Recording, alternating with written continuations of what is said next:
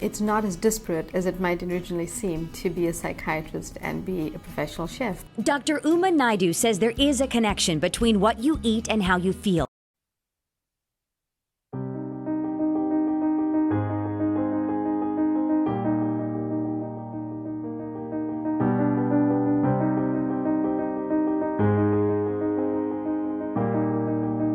You are watching Profonde TV with host Phyllis Haynes.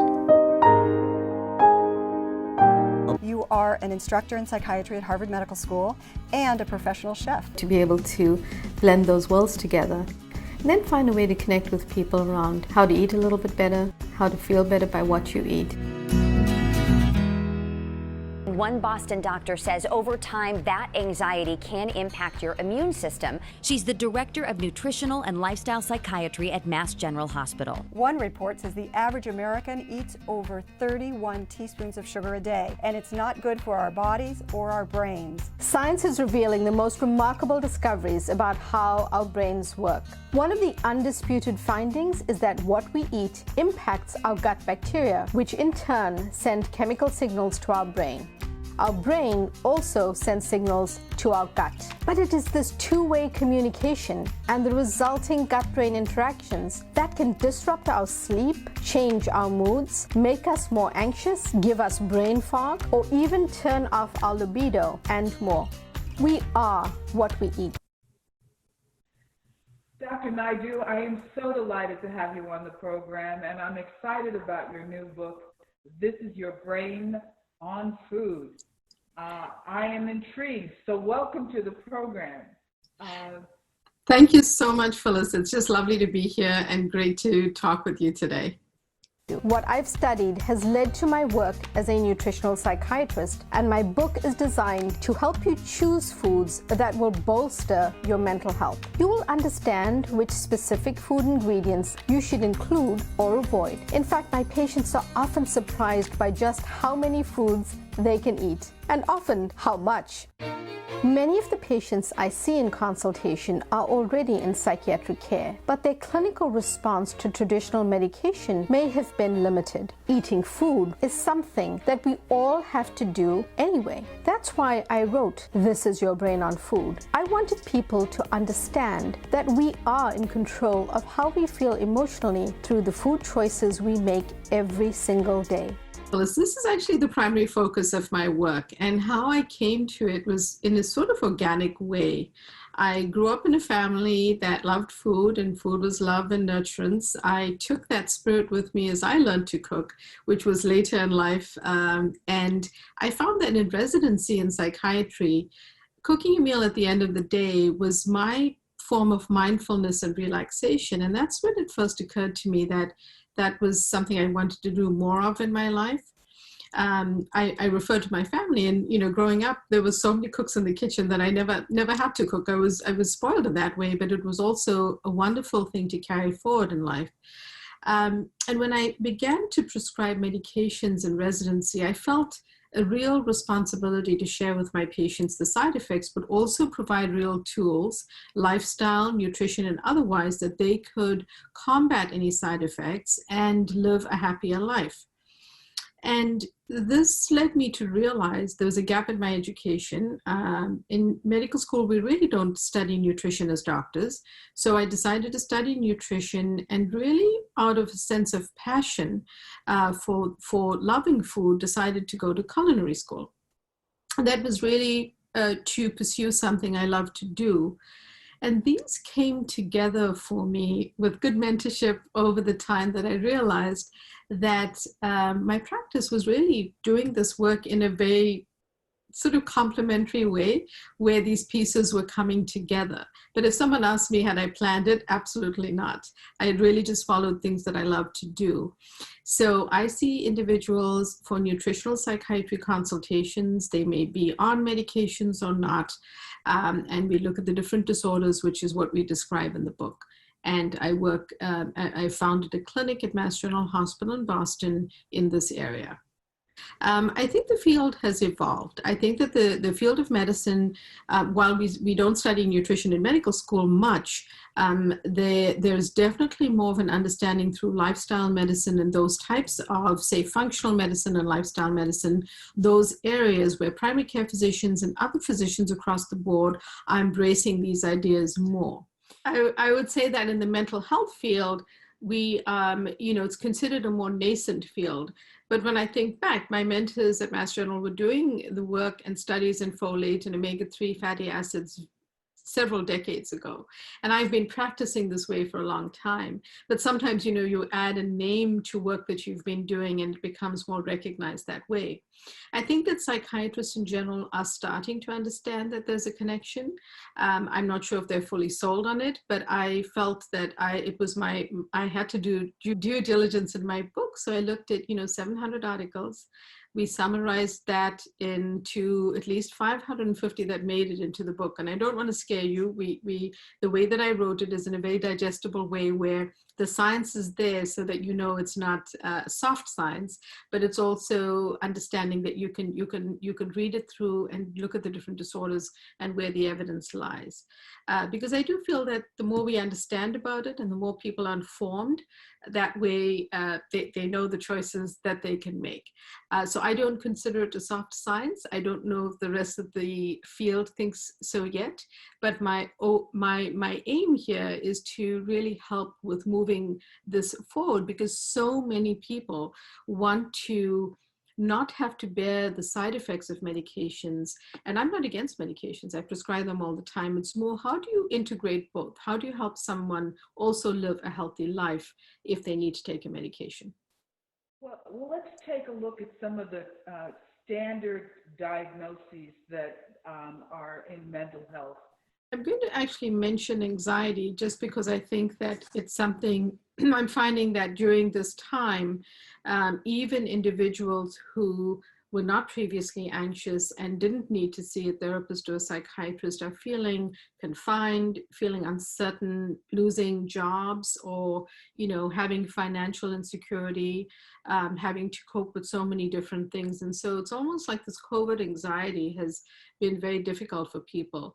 We recently wrote a paper where we looked at what are the things that you should try to include in your diet for anxiety. And I found that the following things were helpful, including omega-3 foods in your diet. Actually helps anxiety. People are familiar with that for depression, but they don't always realize it helps anxiety too, and studies have shown this. That can be obtained through diet in salmon, wild caught salmon, mackerel, certain types of fish are really, really good options for that. And then, there's the spice turmeric, which has gotten a lot of press, but the active ingredient curcumin, when added with a pinch of black pepper to make it more active, can be very helpful for anxiety.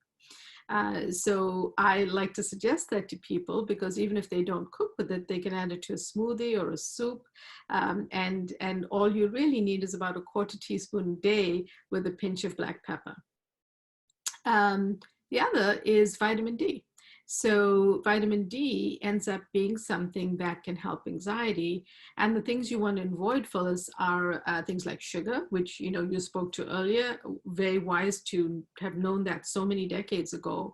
Also artificial sweeteners. If you're trying to move from a high sugar diet, I understand that, you might want to move to a sweetener, but even those can be problematic. And the two that we suggest you try as you go on this journey, maybe little bits of stevia, everything in moderation, or erythritol.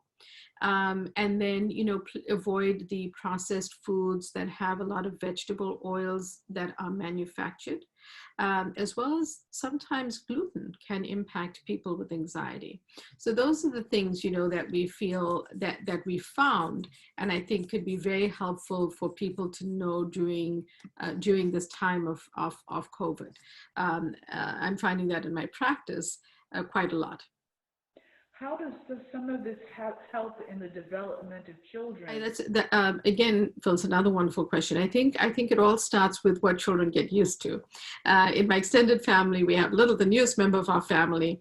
His young parents have decided that that they're not going to feed him any non-natural form of sugar. So he eats fruit and berries and lots of fun things, but he is not eating candy. And they're thinking that when he goes to his first birthday party, he will probably taste that. And I think it raised for me a very important question that I've thought about for a long time, which is if you don't introduce high sugared foods to a child, and high sugared foods, processed foods such as fast foods and things that are on packaged goods in the stores, all of those sort of additives, food stabilizers, food dyes, all impact how the brain develops. And so if they don't know that food they're going to have, and they're eating healthy whole foods, their brain is not going to be impacted by that. So developmentally, it is important. And if it's cost that's prohibitive, remember that even frozen vegetables and frozen berries are something that you can include in your diet. Just make sure there's no added sugar or no added syrup or no sauce involved. So there are ways that people can start grabbing onto easy ideas to include healthy whole foods and then leave out the sugar. People don't realize that our fast food French fries actually have sugar in them, and they've added sugar to make them more palatable. Now we don't taste that, but have you ever thought when you ate some fast foods why you can't put the bag of French fries down, or you want the bigger size? It's really related to how the research and development has gone into making these more palatable, so that we enjoy them. But at the same time, we're consuming ingredients that are really unhealthy for the brain. Actually, the last time I checked, and there's probably more right now, the last time I checked, there was 61 other names for sugar that are used on food labels.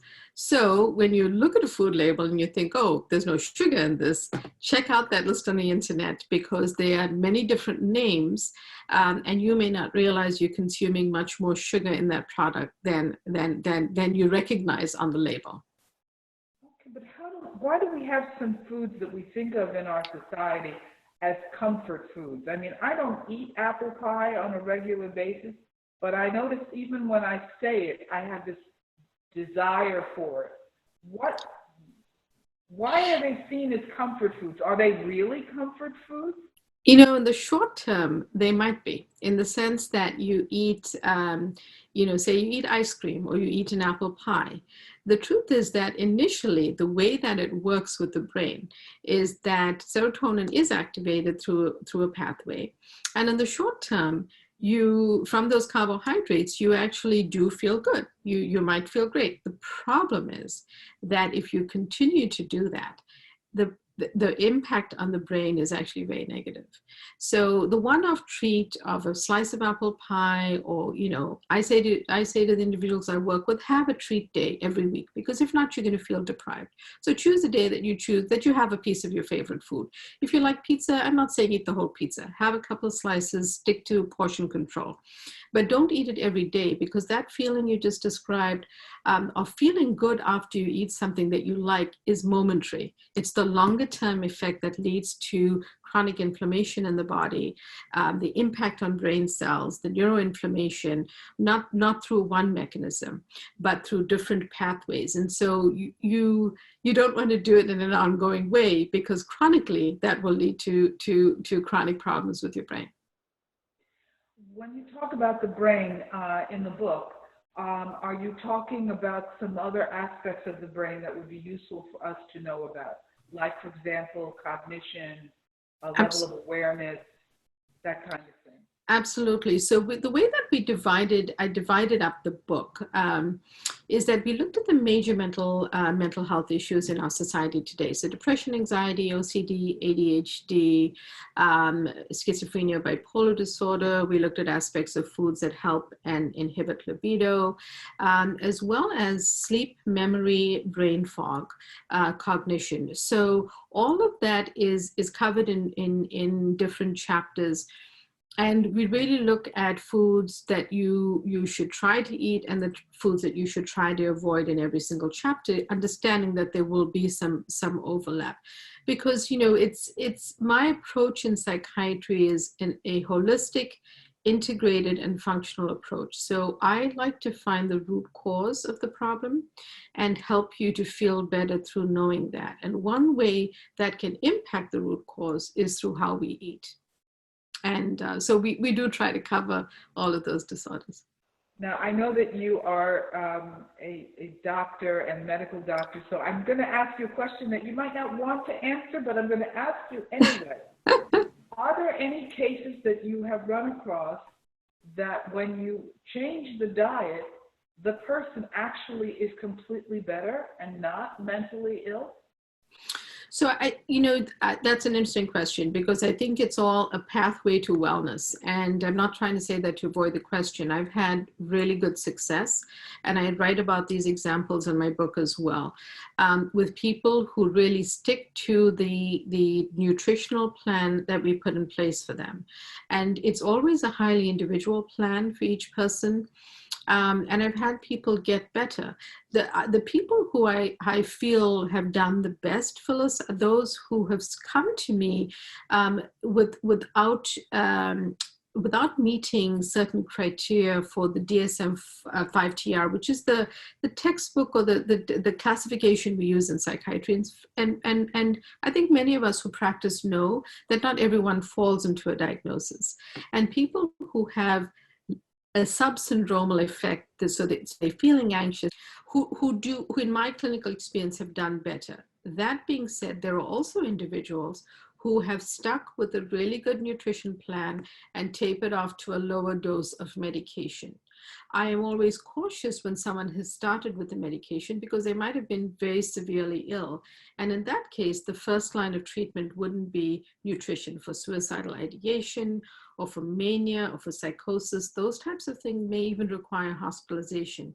But nutritional strategies can be used alongside prescribing a medication. That's the beauty of it. So I've had I've had good experiences with those patients as well, and also a lot of good experience with combating side effects of medications and how you can eat better if you have to remain on a medication. What about when you eat? Is there any consideration of that? Like, for example, with eating before you go to sleep, does that cause some challenges?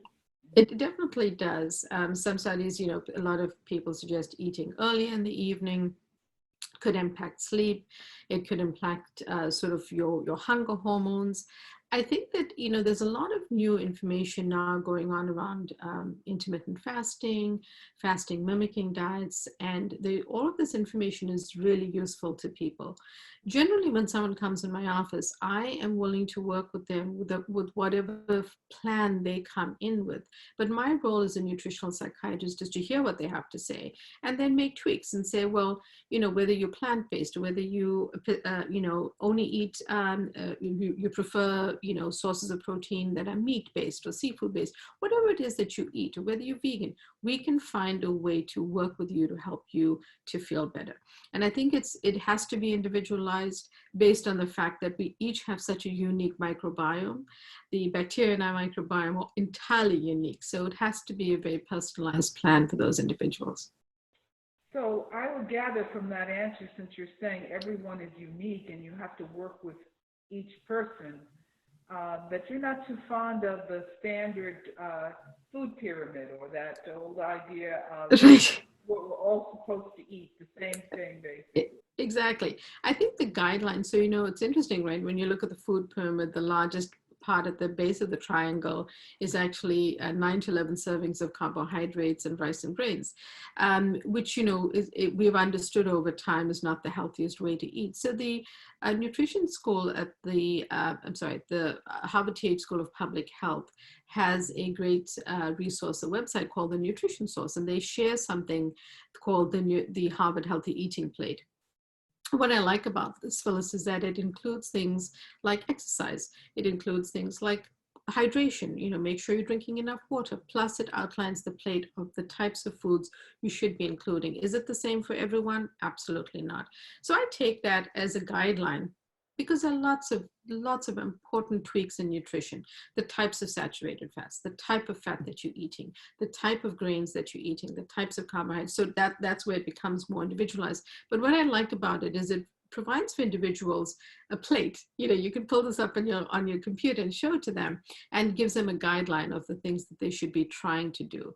So I'm not necessarily a fan of the pyramid. I think that it had its place in time, and as we learned more and understood more nutritional research, we understood it wasn't the best option.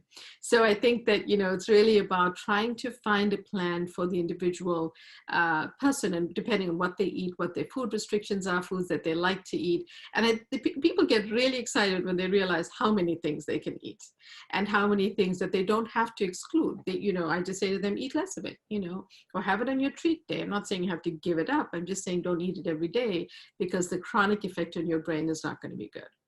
Well, now you make it sound easy, but I'm gonna throw a couple of hard questions at you. I think there's memory inside of food. Yes. I mentioned apple pie. Now I Yes. have given up eating white flour, Mm-hmm. but I can still look at a roll, on a dinner plate, and it brings up Thanksgiving, Yes. family home. Yeah. How do you work to separate yourself from that stuff? So, what you're saying is actually not only incredibly true, but it's related to brain science. Those memories are coded. They are related to our emotions. They are happy memories, I hope, and sometimes with some people not so happy. But food has, a sense of, like I spoke about my childhood, a sense of love, a certain nurturance, a happy family occasion, a Thanksgiving dinner. And the idea is, this is not an easy plan. If you're truly not feeling well, it's hard to make these changes. And what I find is that when someone starts to make a healthy habit change, but it shows that it makes a difference, they either start to feel better, they feel less anxious, or they feel some of that brain fog starting to clear, they immediately grab onto that idea and they want to do more. And for me, it's about leading someone to that point, rather than providing someone with a list of foods and the number of calories and this is what you should do on day 1 and day 2. I really try to bring them to a point of what can you do, and what are in week number 1, what is one thing you can change. And for some people, it's I need to drink enough water because I realize that I'm just not well hydrated. Hydration impacts all our physiology in the body, including our brain. So that's a very important first step. And I don't discount it because it's not tradition, it's not a nutrient in that way. So it really, I don't try to combat people's memories. I'd rather say to them, it's Thanksgiving. Have if it's your favorite pie, absolutely have it, or have it on the day that you want to enjoy. Just don't eat it all the time. And if possible, rather than a store-bought processed version that's going to have added sugars, unhealthy things to preserve it, food dyes and that type of stuff, if it's possible to either make it or have someone make it for you, that's even better, because then you know what goes into it. So what would the psychiatric field look like? I mean, if you were given a magic wand to institutionalize or make your thoughts more pervasive, what would you like to see change in the doctor's office or in the experience between patient and doctor? Absolutely. I think that's an excellent question. I would like to see all doctors across the board, but including in mental health, be able to ask someone that they meet for the first time at least components of a nutrition history, so that you understand whether you're prescribing a medication or whether you're suggesting a form of therapy for them, that you also understand what they're eating, because it's all linked.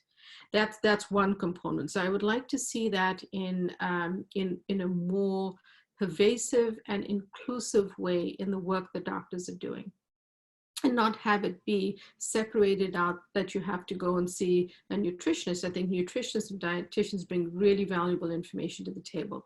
But I also think that a lot of people ask doctors these questions, and I think that we need to be better informed. And that might go back to evolving medical student education to include more nutrition. And certainly where I am, we are trying to do that. And some medical schools are ahead of us and have that integrated as culinary medicine courses. And the other thing I'd like to see, Phyllis, is I'd like to see that more of our hospitals embrace healthier food in the foods that we provide to patients when they're hospitalized. Not just in the cafeterias for the employees, where there are healthy options, and you can get a slice of pizza if you want, but you can also get a really healthy meal that day, a full salad bar, fresh ingredients. I'd like to see that translate into what we provide our patients when they're hospitalized as well, because I think that matters, and those things are not always within our immediate control. So those are two big things that I think could make a difference.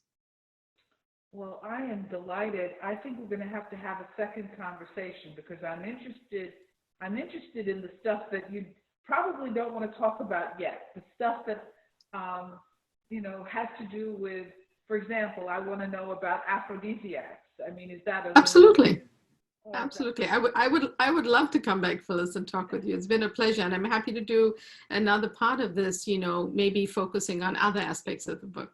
Well, I thank you and congratulate you on bringing an important topic to us all. And certainly in this time that we live in,